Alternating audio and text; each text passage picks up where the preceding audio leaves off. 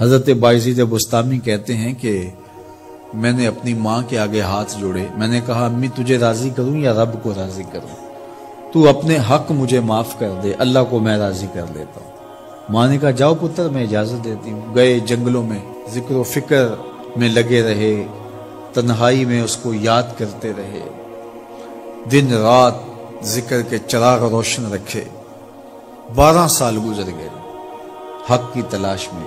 ایک دن واپس بستام کے قریب سے گزر رہے تھے، خیال آیا چلتے چلتے ماں کو سلام کر جاؤں۔ دروازے کو دستک دینے لگے تو اس خیال نے ہاتھ روک لیا کہ ساری زندگی ماں کو سکھ تو دیا کوئی نہیں، اب دکھ بھی کیوں دینے لگے ہو؟ رات کا ایک پہر بیت گیا ہے، سردیوں کی لمبی رات ہے، ماں بستر میں لیٹی ہوگی، تیرے لیے اٹھے گی، دروازہ کھولے گی۔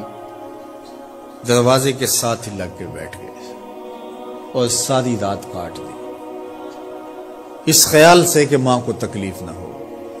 جب سحری کا وقت ہوا تو اندر سے جو نالی آتی تھی اس نالی سے پانی آیا، سمجھ گئے میری ماں تہجد کے لیے اٹھی ہے اور وضو کا پانی ہے، تو فوراً دروازے پہ دستک دی۔ اندر سے آواز آئی بیٹا بایزید میں ابھی آئی۔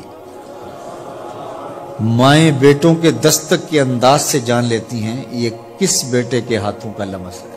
12 سال کے بعد آئے، دستک دی، کہا بیٹا بایزید میں ابھی آئی۔ ماں کی تو نگاہیں ہی دروازے پہ رہتی ہیں۔